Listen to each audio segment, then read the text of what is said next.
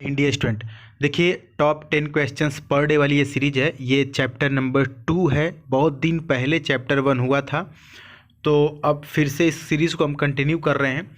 और देखिए इस चीज़ को बीच में इसलिए रोक दिया जाता है क्योंकि आपके जो अटेंशन है, जो ध्यान है, इस पे नहीं आते हैं, ठीक ना। ये बहुत इंपॉर्टेंट सीरीज़ है। मैं जब भी इसको बंद कर देता हूँ तो मुझे अंदर से आवाज़ आती है कि नहीं, इस सीरीज़ को चालू करना चाहिए। और डेफिनेटली आपको यहाँ से बहुत सारे लाभ होंगे इस सीरीज से, क्योंकि यह रामबाण उनके लिए है जिनकी इंग्लिश कमज़ोर है। डी स्टूडेंट, यहाँ पर 10 अलग अलग टाइप के क्वेश्चंस आपको देखने को मिलते हैं जो एयरफोर्स में, नेवी में, एनडीए में और कोस्ट गार्ड में पूछे जाते हैं।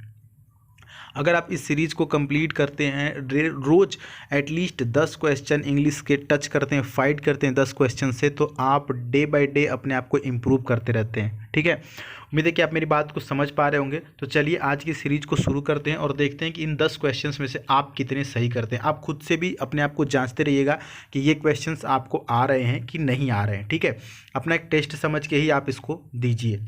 चलिए यहाँ पर शुरू करते हैं। क्वेश्चन फाइंड द एरर से है।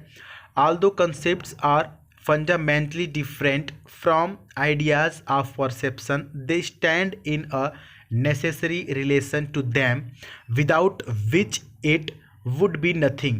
अब यहाँ पर आपको बताना है कि किस पार्ट में एरर है, तो आप देख लीजिए और सोच लीजिए कि किस पार्ट में यहाँ पर एरर है।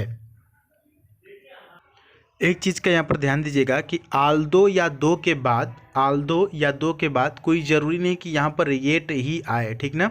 तो यहाँ पर ऑप्शन नंबर ए में एरर नहीं है, क्योंकि येट के जगह कामा भी लगा करके सेंटेंस को बनाया जाता है। ठीक है, तो यहाँ पर तो ए सही है।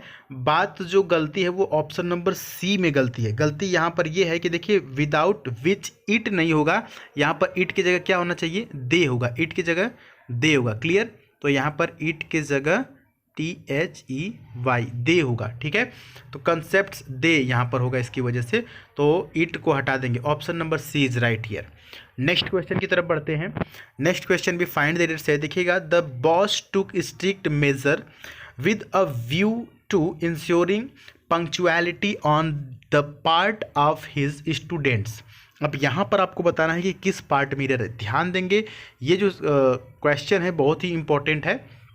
देखिएगा यहाँ पर आपको बता दें कि जैसे पहले भी मैंने बताया आपको कि विद अ व्यू टू लिख सकते हैं आप इस रूल को, विद अ व्यू टू, या कि फिर लुकिंग फॉरवर्ड टू। एक फ्रेज है और इसके बाद विद अ व्यू या लुकिंग फॉरवर्ड के बाद टू जो है वो क्या है, टू इसके साथ क्या है, प्रीपोजिशन है। और प्रीपोजिशन के बाद क्या आता है, नाउन आता है। तो यहाँ पर देखिए नाउन ये जो आईएनजी फॉर्म होता है जिसको आप जीरंड बोलते हैं, वो भी एक नाउन होता है। तो इंश्योरिंग यहाँ पर आईएनजी लगाकर इसको जीरंड बनाया गया, और जीरंड क्या होता है, एक नाउन होता है।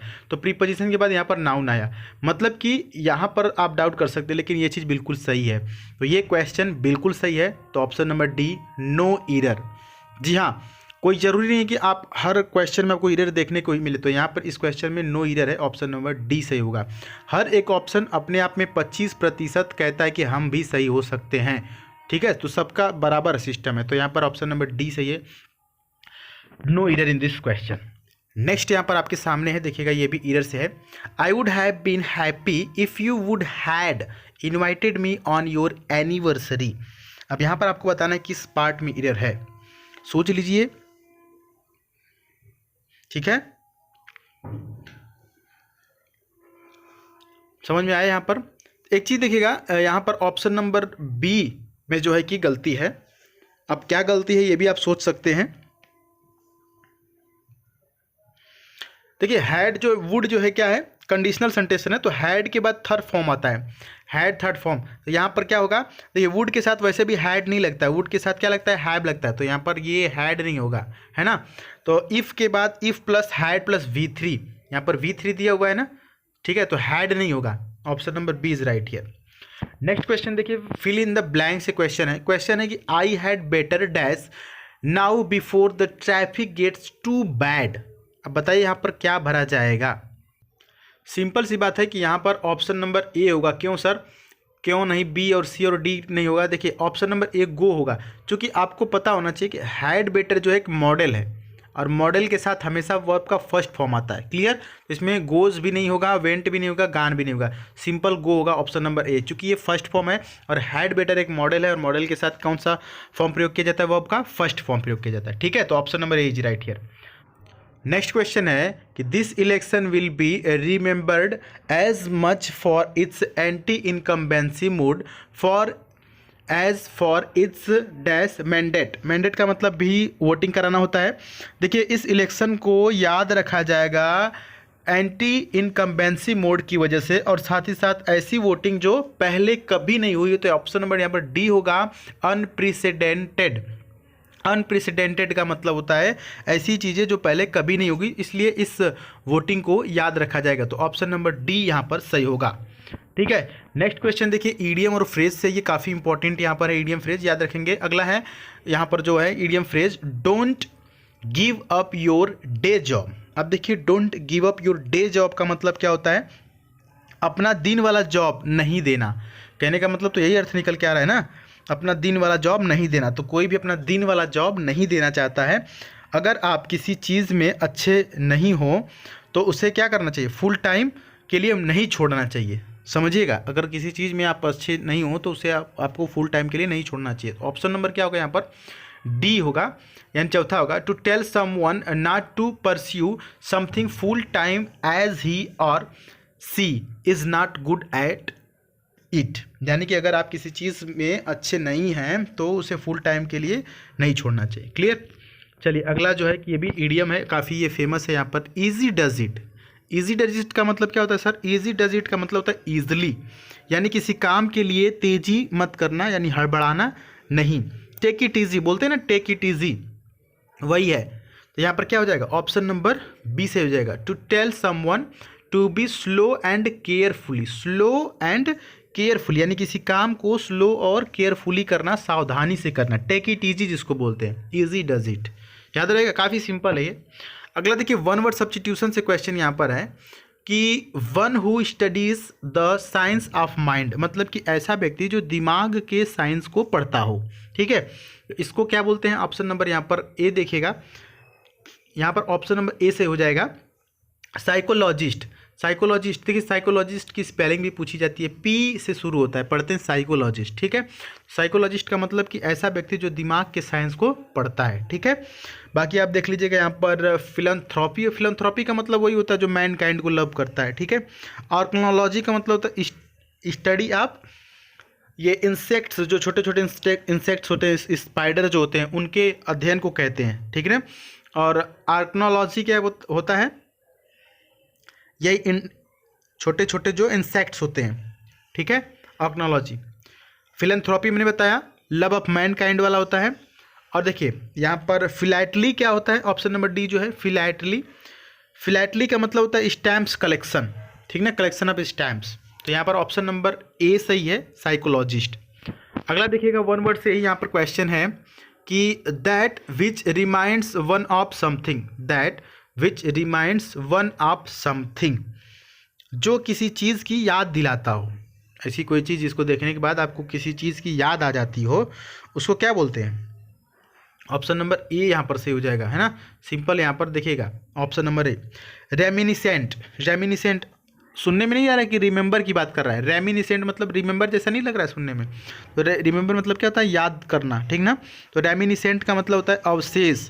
अवशेष का मतलब जो पास्ट चीज़ों को याद दिलाए ना, कुछ अवशेष जो जैसे हड़प्पा की खुदाई हुई तो अवशेष मिले, मतलब कुछ आपके लाइफ की भी कुछ ऐसी चीज़ें जो आपको आपके पास्ट को याद दिलाए, दैट इज रेमिनिसेंट। ठीक है, चलिए आगे बढ़ते हैं।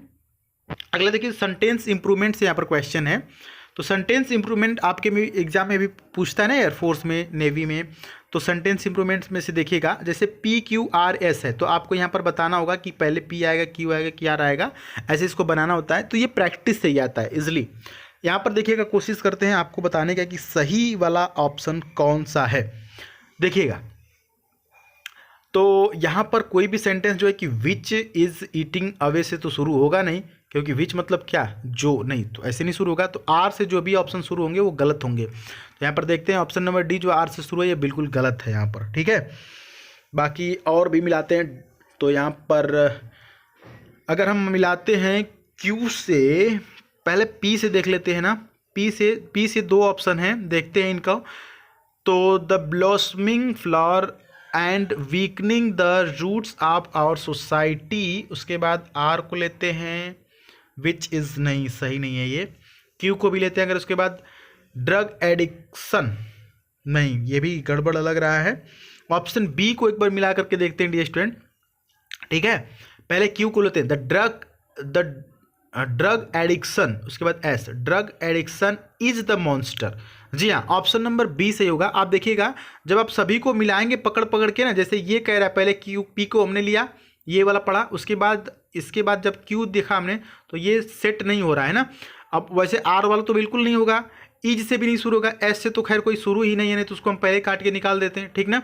यहाँ पर जो ऑप्शन बी है वो बिल्कुल सुटेबल बैठ रहा है, option B is right here. आपको एक बार मिला करके दिखा देते हैं, देखिएगा पहले क्यू को लेते हैं, the drug addiction is the monster. Drug addiction जो है वो क्या है, मॉन्स्टर है, मतलब क्या है, मॉन्स्टर जो खा जाता है एकदम, है ना। Drug addiction is the monster, yes हो गया। फिर आर लेंगे, ठीक ना। विच इज, जो मॉन्स्टर है वो, जो देख रहे हैं मॉन्स्टर के बाद विच आ रहा है, जो इज ईटिंग अवे, ठीक ना, जो खा रहा है। The blossoming flower and weakening the roots of our society. Clear, तो ऑप्शन नंबर बी यहाँ पर बिल्कुल सही है। तो यहाँ पर जो हमने 10 क्वेश्चन आपको बताया, उम्मीद है कि आपको 10 में से 10 समझ में आए होंगे। और आप ईमानदारी से कमेंट में बताइएगा कि 10 में से आपके कितने सही हुए, मतलब आपने कितना सही किया, ठीक है। अगर आपको ये सीरीज़ सही लगती है तो इसको और भी कंटिन्यू किया जाएगा। बाकी आप चैनल पर नए तो सब्सक्राइब करके नोटिफिकेशन बेल ऑन कर लीजिएगा। टेलीग्राम पर जुड़ने के लिए आपको द सुधीर पांडे सर्च करना होगा, THESUDHERPANDY, the Sudhir Pandey search करके आप टेलीग्राम से भी जुड़ सकते हैं। मिलेंगे फिर अगली वीडियो में, तब तक के लिए जय हिंद, वंदे मातरम।